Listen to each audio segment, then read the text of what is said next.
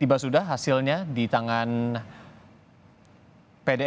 PDFI dan sudah diserahkan kepada Barreskrim Polri, dan kita tentu menunggu bersama apa nanti keterangan yang diberikan oleh Barreskrim Polri bersama dengan PDFI terkait dengan hasil otopsi kedua jenazah Brigadir Yosua.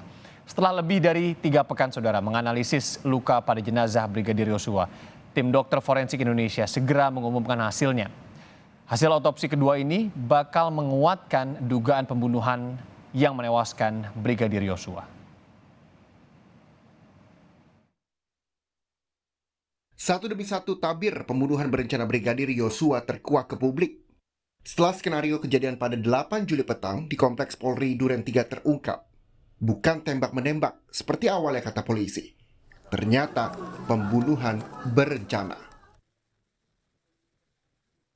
Kini yang sebentar lagi diungkap adalah hasil otopsi jenazah Yosua. Ini adalah otopsi kedua yang dilakukan tim independen. Otopsi pertama oleh polisi mendukung skenario tembak-menembak arahan Irjen Verdi Sambo yang kini tersangka pembunuhan berencana Yosua.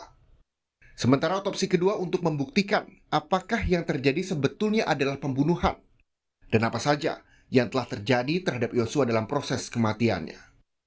Tapi perjalanan membuat otopsi kedua tak mudah. Setelah meninggal ditembak pada 8 Juli, hampir 3 pekan kemudian, 27 Juli, otopsi kedua baru dilakukan.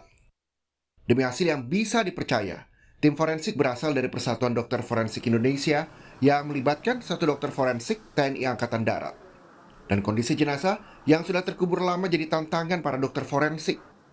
Karena itu, tim dokter meminta waktu 3 hingga 6 pekan untuk mendapatkan hasilnya. Supaya bisa yakin hasilnya dan bisa dipertanggungjawabkan di pengadilan. Belum bisa diproses, maka harus difiksasi supaya jaringan tersebut bisa optimal untuk diproses. Dan setelah itu juga kita akan lakukan pemotongan dan pewarnaan yang baik, tentunya itu dari sejawat kami dokter spesialis patologi anatomi yang bisa menjelaskan. Tapi memang pengalaman kami untuk sampel-sampel patologi postmortem ini punya banyak kesulitan. Tidak hanya pada jenazah yang sudah dikubur lanjut seperti almarhum, namun juga pada sampel-sampel pada yang jenazah segar pun juga memiliki pertimbangan yang lain. Ini tentunya memenuhi kaidah-kaidah rantai lacak barang bukti dan dapat diterima di pengadilan. Dalam rentang waktu menunggu hasil otopsi, jurnalis Kompas TV Aiman Wicaksono mendapatkan bocoran hasil otopsi kedua. Lengan ini belum pernah disebutkan, karena yang selama disebutkan kan di wajah, ya, di dada, lalu kemudian di tangan. Di pergelangan, ini lengan, ya? Iya, di tangan, betul. Di lengan sebelah kanan. Di bagian mana? Kurang lebih 15 cm dari puncak bahu, ya. Lalu berupa apa? Berupa lubang. Ada luka di sini, sebelah kanan memakai. Sebelah kanan, ya, bawah bahu. Lalu kemudian di dada. Sebelah kanan. Iya. Nah, kemungkinan di belakang ini untuk mengetes apakah luka itu tembus atau tidak, begitu ya? Kita temukan ada luka, ya, luka di belakang kepala. Dan itu ditutupi dengan seperti lem, ya, dari otopsi pertama. Ditutupi lem? Iya. Pada otopsi pertama? Dengan kata lain tidak ada hektik atau jahitan. Biasanya kalau hasil otopsi forensik itu dijahit, ya? Dijahit. Tapi ini tidak dijahit, tapi dilem.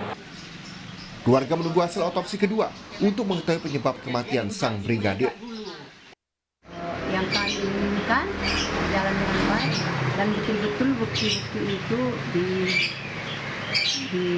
diberikan kepada kami dengan transparan dan jujur, jangan ada yang ditutupi, itu aja. Hasil otopsi kedua dengan sejumlah luka yang ditemukan jadi bukti penguat tim khusus Polri bahwa pembunuhan memang terjadi. Bukan tembak-menembak dari lantai atas ke lantai bawah rumah dinas Irjen Verdi Sambo, mantan Kadif Propam. Selama 3 pekan menunggu hasil otopsi, skenario pembunuhan berencana telah diungkap. 5 orang jadi tersangka pembunuhan, termasuk Irjen Verdi Sambo dan istrinya Putri Chandrawati. Dan 6 polisi jadi tersangka obstruction of justice alias merintangi penyidikan dalam kematian Brigadir Yosua. Puluhan lainnya masih diperiksa. Tim Liputan, Kompas TV.